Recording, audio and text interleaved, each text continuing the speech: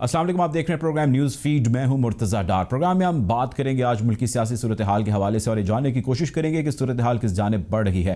Opposition के जो बयानात हैं, कल हमने मुल्तान में होने वाले जलसे में बड़ी धुआंधार किस्म की तकारीर देखी और बड़े सख्त किस्म के जो है वो हमने बयानात भी देखे। स्टेज पर खड़े जो रहनुमा जो कायदीन खिताब कर रहे थे वहाँ पर इमरान खान की वालिदा के हवाले से भी हमने बयानात देखे, मरीम नवाज साहिबा की जानिब से भी हमने बयानात देखे। इसके साथ साथ हमने ये भी देखा कि उसको हुकूमती तर्जुमानों ने बड़ा स्ट्रांगली कंडेम किया और इस चीज़ को एंडोर्स किया उन्होंने कि जी अगर हमारे बयानात पर उंगली उठाई जाती है, तनकीद की जाती है, तो ये भी वही काम कर रहे हैं।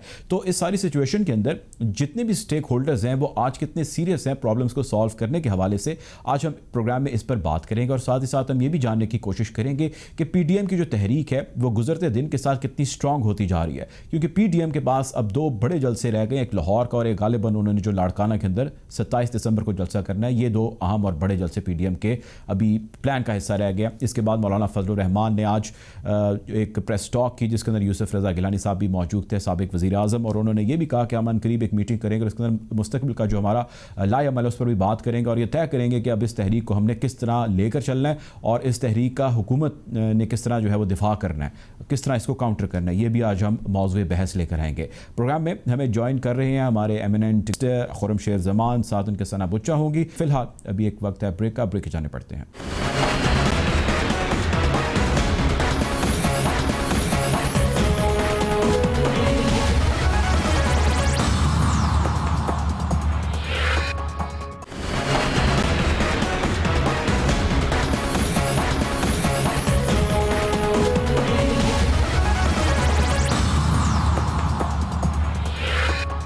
Welcome back after the break. Program में हमें ज्वाइन करें खुर्रमशेर ज़मान साहब, पाकिस्तान तहरीक इंसाफ के सीनियर रहनुमा हैं। Welcome to the show Khurram साहब। सर, आपसे सवाल बड़ा अहम, बड़ा ज़रूरी सवाल यह है कि आपने PDM को जलसों की इजाज़त नहीं दी और आपने कहा कि जी मुल्क भर के अंदर कोरोना फैल रहा है। PDM अपोजिशन जितने भी आपके ओपोनेंट्स हैं वो सारे ये कहते हैं कि अगर आप जलसे करें तो ठीक है, आप पब्लिक गैदरिंग्स करें तो ठीक है, हम करें तो आप कहते हैं कि जी कोरोना है। आप ये बताइए कि आप लोग ऐसा क्यों कर रहे हैं? नहीं, कोई ऐसी गैदरिंग नहीं है। देखिए, हमने क्या कहा है, हमने SOP सेट किए हैं। SOPs वही हैं जो कि सिर्फ हुकूमत भी उसको ऑन करती है और SOPs वो हैं कि मैक्सिमम अगर शादी ब्याह का जैसे तकरीबात है तो 250 से ज्यादा लोग ना और मास्क पहने हुए हों। इससे ज्यादा तो कोई किसी जगह पे आपको नजर नहीं आएगा। आप हमें बता दें, ठीक है, गिलगित बल्तिस्तान के इलेक्शन थे, उस दौरान जो कुछ हुआ, लेकिन उसके बाद तो ये तमाम पार्टीज ने फैसला किया था ना, जैसे कि सिंध हुकूमत ने कहा कि हम कराची और हैदराबाद में जो है वो लॉकडाउन लगा रहे हैं क्योंकि केसेस बहुत बढ़ रहे हैं। इसी तरीके से PMLN ने कहा कि कश्मीर में जो है वो बढ़ रहे हैं तो वहां पर भी लगाएंगे। लेकिन जहां पे PTI की गवर्नमेंट है वहां पे आपको जलसे जुलूस करने हैं। आपकी बात बिल्कुल ठीक है कि ये हमारी जिम्मेदारी पहले बनती है कि हम इन सब चीजों पर अमल करें और उसके बाद हम दूसरे को कहें। तो हम तो अमल करें, उसके बाद अगर कहीं नहीं करें तो हाईलाइट कीजिए उसको। अपोजिशन ये कहती है, वज़ीर आज़म पाकिस्तान इमरान खान ने सवात के अंदर, हाफिजाबाद के अंदर दो बड़े जलसे किए और इसको अभी 30 दिन नहीं हुए, गालिबन 22 से 25 दिन के दरमियान ये वक्त है जिस अरसे के दौरान उन्होंने 22-25 दिन पहले वज़ीर आज़म पाकिस्तान इमरान खान ने सवात में, वज़ीराबाद में दो बड़े जलसे किए। उसके बाद अपोजिशन अगर जलसे करती है तो आप कहते हैं कि कोरोना है। असद उमर ने जो है वो गैदरिंग्स की, वहाँ पर वो एक खिताब करना शुरू हो गया, लोगों का हजूम था, NCOC को वो हेड भी कर रहे हैं, उसके बावजूद उन्होंने ये किया। हमने कोरोना SOP की वायलेशंस वहाँ पर देखी। तो ऐसी बहुत सारी एग्जाम्पल्स हैं खुर्रम साहब। नहीं सर, देखिए, नामुनासिब है कहना है कि असद उमर के किसी इवेंट के अंदर हजारों लोग थे। उस इवेंट में ज्यादा से ज्यादा 175 या 150 लोग होंगे, उससे ज्यादा भी नहीं होंगे। हजारों की तो तादाद तो बहुत दूर की बात हो जाती है। बाकी मैंने आपसे कहा कि इलेक्शन डेज में गिलगित बल्तिस्तान में जो हुआ सो हुआ, उसके बाद जब केसेस हाईलाइट हुए तो ये फैसला हुआ था। और मैं आपसे कह रहा हूँ, PTI भी कुछ इस तरह का इकदाम उठाती है, गलत होती है। हमने कराची के अंदर तमाम डिस्ट्रिक्ट के अंदर जलसे करने थे, वो हमने सारे कैंसिल किए। कराची के अंदर 25 दिसंबर को हमारा बड़ा जलसा होना था, हमने वो भी कैंसिल किया। PTI ने अपनी तमाम एक्टिविटीज जो भी थी, सियासी एक्टिविटीज, वो खत्म कर दी है। क्योंकि जाहिर है अगर हम PDM से कहते हैं कि वो ना करें और हम वो चीजें करें तो वो तो नामुनासिब है।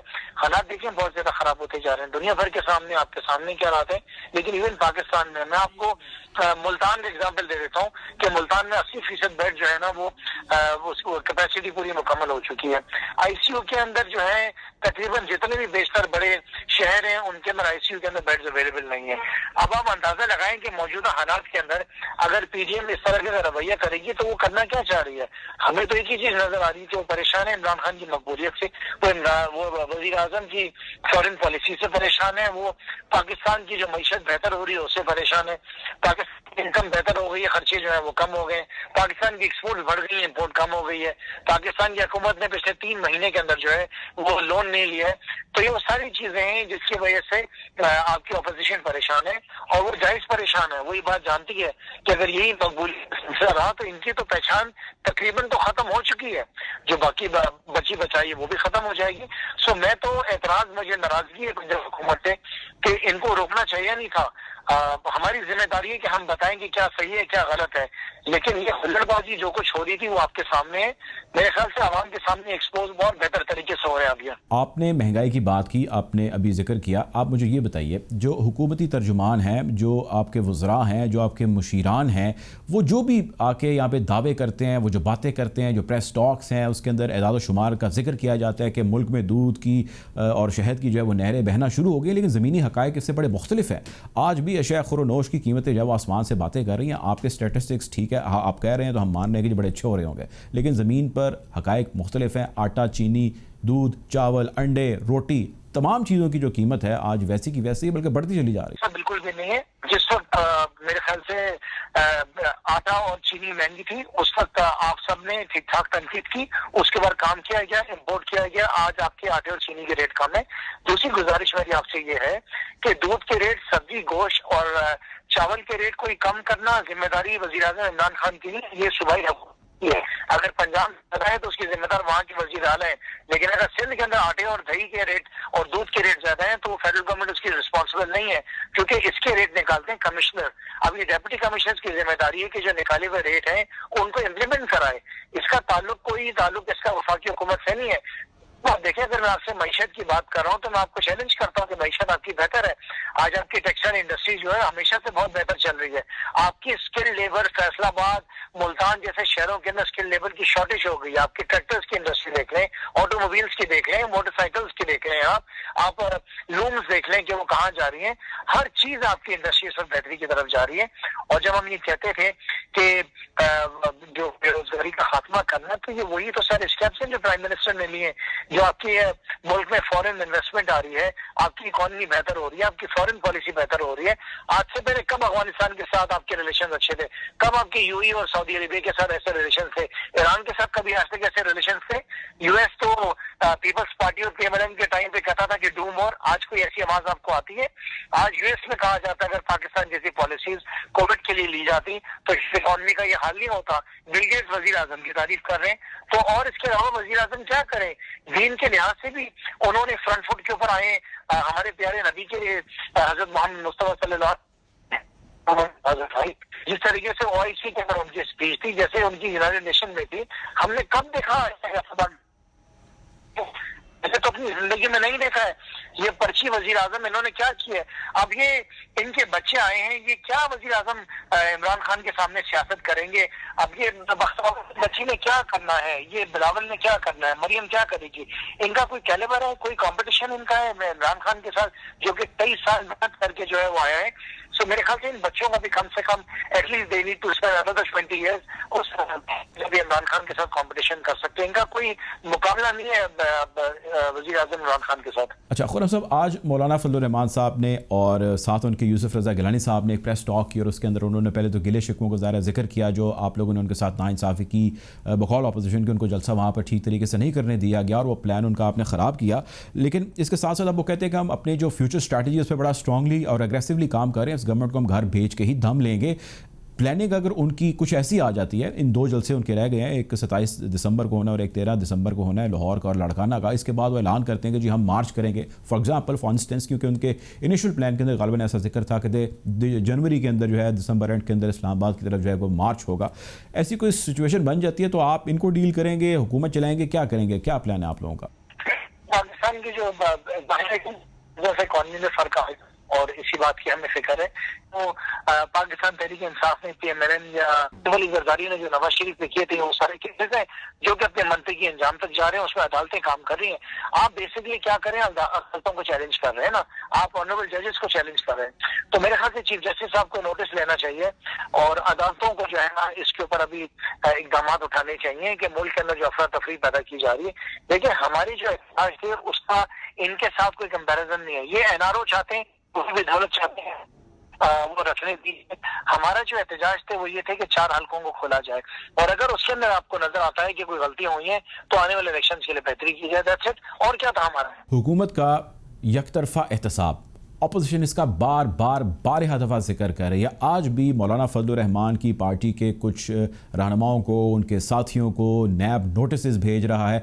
अगर नैब उनको बार बार टारगेट कर रहा है, कल उन्होंने जलसा किया, आज उनके साथियों को नोटिस आ गया, तो क्या आप यकतरफा एहतसाब आपकी जो डिपार्टमेंट्स हैं आप लोग नहीं कर रहे? नहीं, देखें, जो अगर किसी ने कोई गैर कानूनी काम किया है, अगर किसी के पास टूटी हुई दौलत है, अगर किसी के पास कौम का पैसा है, तो मैं आपसे सवाल करता हूँ क्या उनको माफ कर दिया जाए?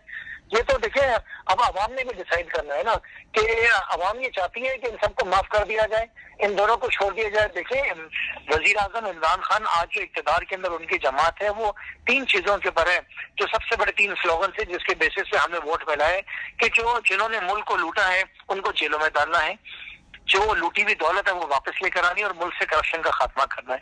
ये 3 काम तो हमने करने हैं ना। अगर हम ये काम नहीं करेंगे तो आप समझते हैं कि लोग हमें आइंदा वोट देंगे? इस मुल्क की इकॉनमी को तो चले ठीक है, बेहतर करना है, मुल्क के निजाम को बेहतर करना है, लेकिन करप्शन का खात्मा तो करना है ना। देखिए कि हमारी कोशिशों की वजह से जो प्राइम मिनिस्टर साहब ने अपने इनिशिएटिव्स लिए, आज स्कूलों में बच्चों को करप्शन के ऊपर पढ़ाया जा रहा है, बच्चों को बताया जा रहा है कि करप्शन क्या होती है, मनी लॉन्ड्रिंग क्या होती है, कमीशन किस तरह लिए जा रहे हैं।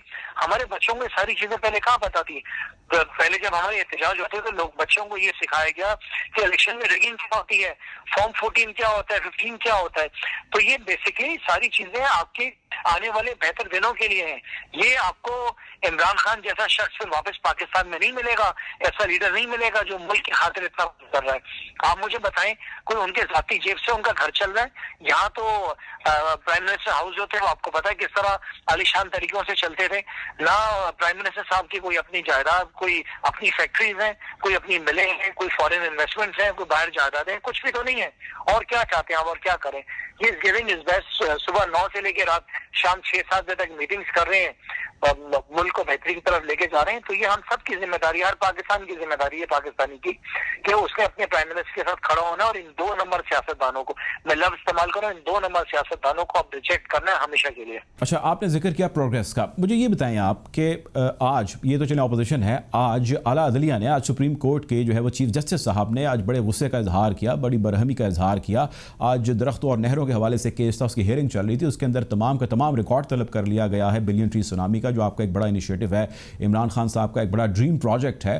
तो अगर उनका ड्रीम प्रोजेक्ट है और उसका ये हाल है कि उसके अंदर चीफ जस्टिस साहब जो है वो गुस्से का इजहार करते हैं, रिकॉर्ड की तलबी करते हैं, और उन्होंने इसके ऊपर सारे केस के ऊपर बड़ी उन्होंने डिटेल से जो है बात की। उन्होंने कहा कि पूरे मुल्क के अंदर कहाँ कहाँ पर दरख्त मौजूद हैं, हालात हम सबके सामने हैं। मोटरवेज पे दरख्तों का जिक्र किया, लबे दरिया जो है वो दरख्तों का जिक्र हुआ, बिलियन ट्री सुनामी का रिकॉर्ड तलब हो गया। तो जो प्रोजेक्ट्स आप कर रहे हैं, जो आप चला रहे हैं, जो आपके ड्रीम प्रोजेक्ट्स हैं, उनका तो ये हाल है और अदलिया जो है उसके ऊपर अब क्वेश्चन कर रही है। तो सर अच्छी बात है ना। देखें, अगर अदलिया किसी चीज को हाईलाइट कर रही है, ऑनरेबल जजेस अगर कुछ चीजें मांग रही हैं तो उनके सामने रखना हमारी जिम्मेदारी है। इसके अंदर अगर लेट्स से कोई गलती हुई है, कोई करप्शन हुई है, तो उनको बंद करेंगे, जेलों में डालेंगे।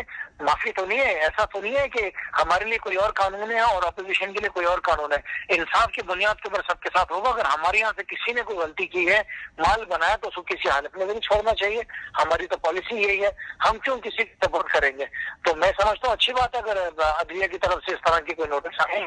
बहुत शुक्रिया जी। हमारे साथ खुर्रम शेर जमान मौजूद थे, पाकिस्तान तहरीक इंसाफ के सीनियर रहनुमा। अभी प्रोग्राम में वक्त हुआ ब्रेक का, ब्रेक की जाने पड़ती।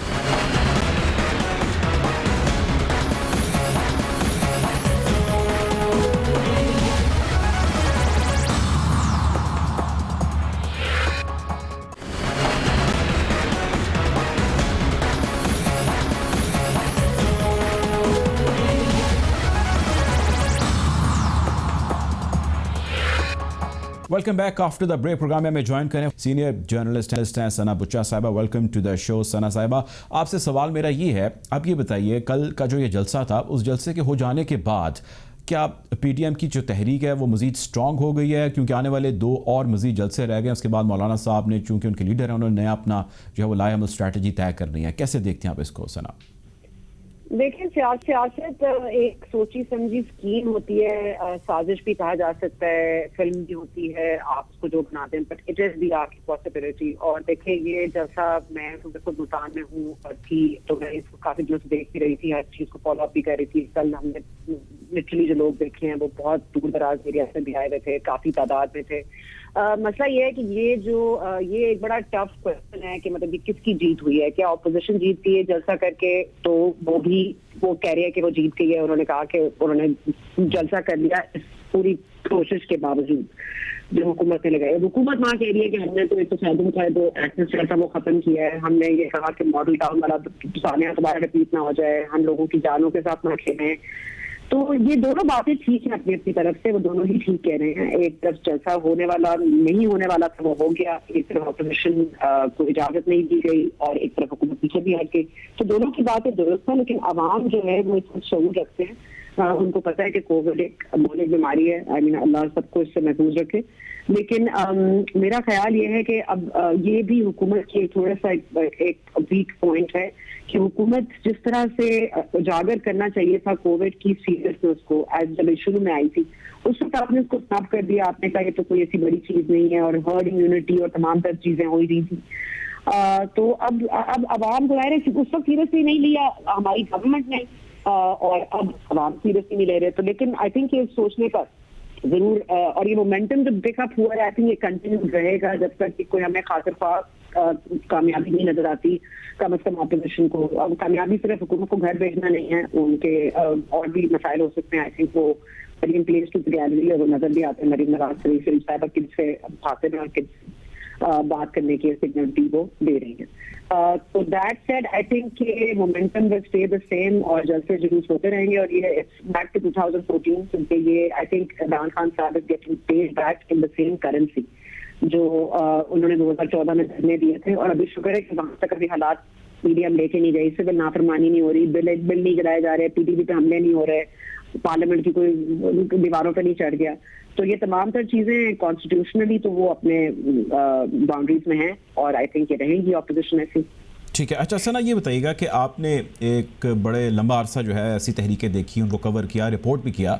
आप ये बताइए कि आप इस तहरीक को कैसा देखती हैं कि ये तहरीक इतनी स्ट्रॉन्ग है कि ये गवर्नमेंट को घर भेज पाएगी? एक बड़ा कॉमन सा क्वेश्चन है, बहुत सारे जो है हमारी नज़र से गुजरते हैं, लोग इस पर कॉमेंट भी करते हैं। आपकी क्या राय है? Is this that powerful? मतलब है कि वही सवाल है जो हमसे 2014 में होता था कि क्या इमरान खान इतने स्ट्रॉन्ग है कि हुकूमत को घर भेज सके? क्या सिटिंग गवर्नमेंट क्या सोच सकती है? तो देखिए, ये बुनियाद और ये रिवायत ही गलत डाली गई है। ये हमारे मुल्क में प्राइम मिनिस्टर उसमें दौर नहीं पूरा करते, लेकिन वो जलसे जो उसके घर से नहीं भर जाते, वो और तरीके कार भी होते हैं।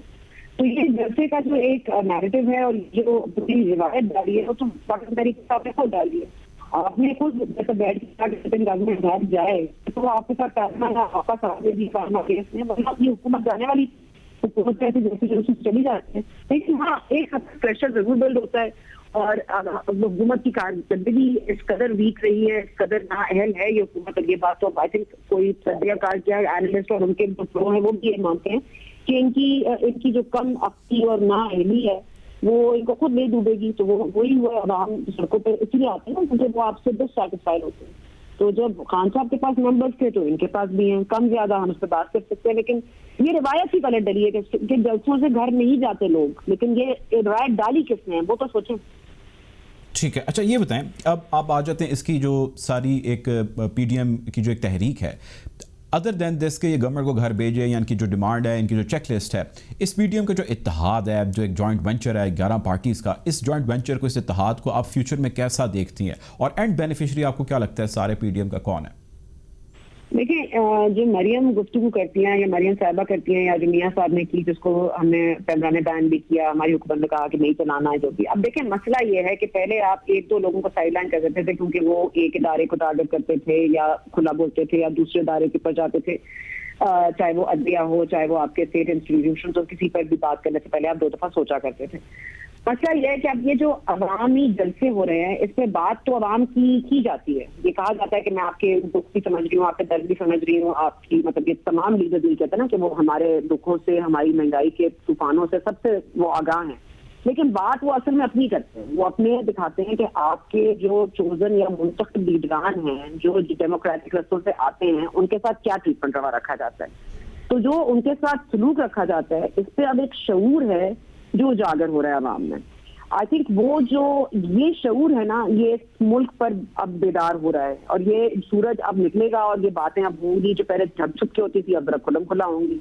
तो ये शऊर की जो आई थिंक एक नई रोशनी है वो चलेगी। ऑपोजिशन क्या हासिल कर सकती है या नहीं कर सकती, वो सोचने वाला सवाल है। लेकिन अब देखें, अवाम के पास इवेंचुअली अवाम के पास ही आप आए हैं अपने प्रॉब्लम लेके, तो अवाम तो सबसे बड़ी स्टेक होल्डर अवाम है ना।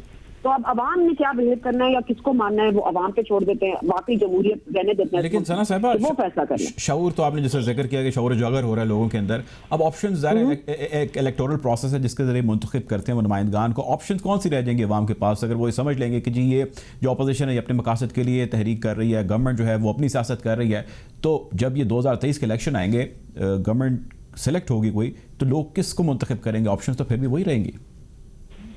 देखिए, मेरा नहीं ख्याल ऑप्शंस का इतना मसला है। मेरा ख्याल है कि जो बाउंड्रीज हैं ना, जो सेट हैं हमारे मुल्क में फॉर पॉलिटिशियंस एंड इंस्टीट्यूशंस, वो बहुत फ्लॉड हैं। और ये बात, इस पे रिविजिट करना पड़ेगा, इसको हमें देखना पड़ेगा कि किसकी से कहाँ तक कब तक होनी चाहिए, और एक जमहूरी लीडर कैसे आएगा, क्या बैलेट बॉक्सिंग चोरी होंगे, क्या फॉर्म चोरी होंगे, क्या नहीं दिए जाएंगे, क्या आवाम के वोट के ऊपर डाका डाला जाएगा। तो ये अगर एक मुल्क में रिवायत डली है, और अगर ये 2013 में अगर खान साहब को मान लें कि हम ये पहले पिछले इलेक्शन धांधली के थे, तो फिर वो इलेक्शन भी अब मतलब वो भी धांधली की सके, तो ये भी धांधली के हैं। तो मतलब ये धांधली रुकनी पड़ेगी ना।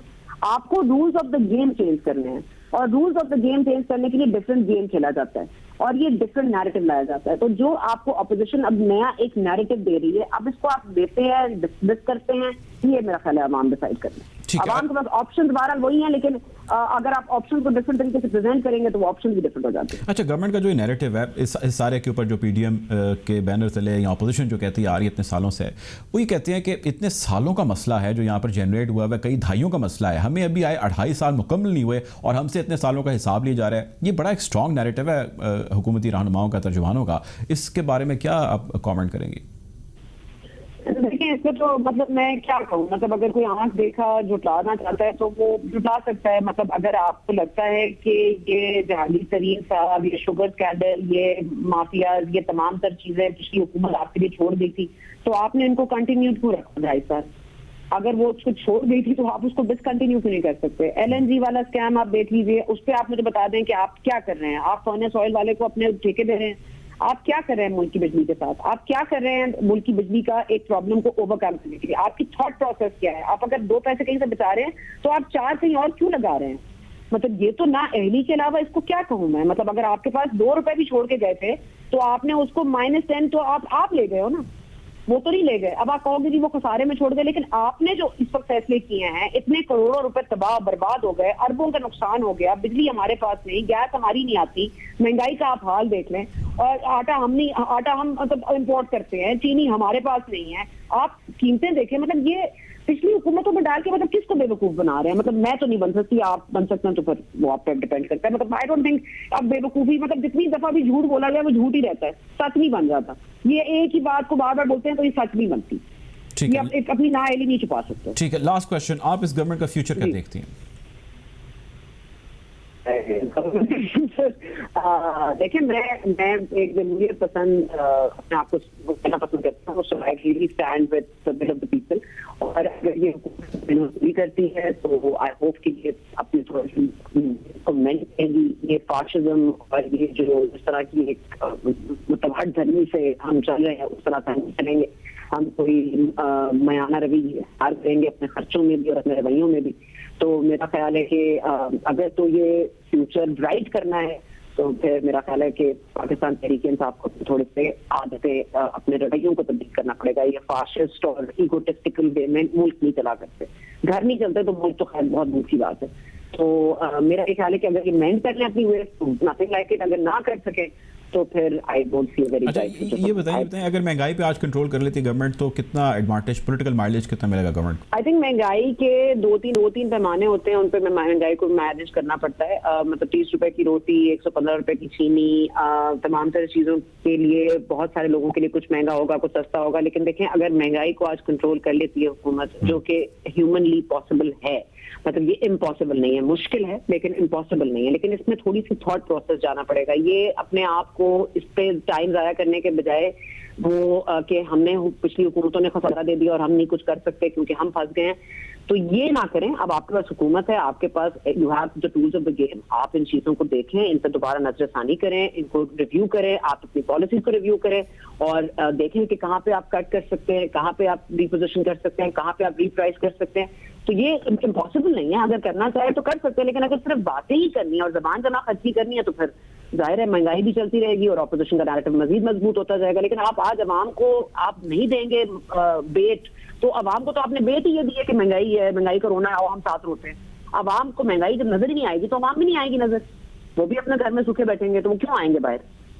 तो इसलिए दोनों तरफ को सोचना जरूरी है। और आई थिंक महंगाई कम करने का मतलब जो कोई वो तो नहीं है, कोई स्पेल तो नहीं है जो किसी विच के पास है, किसी परी के पास है। वो हुकूमत अपने खुद देख ले, सोच ले, हो सकता है बिल्कुल कंट्रोल हो सकता है। बहुत शुक्रिया जी, हमारे साथ प्रोग्राम में मौजूद थी सना बुच्चा साहिबा, आपके वक्त का।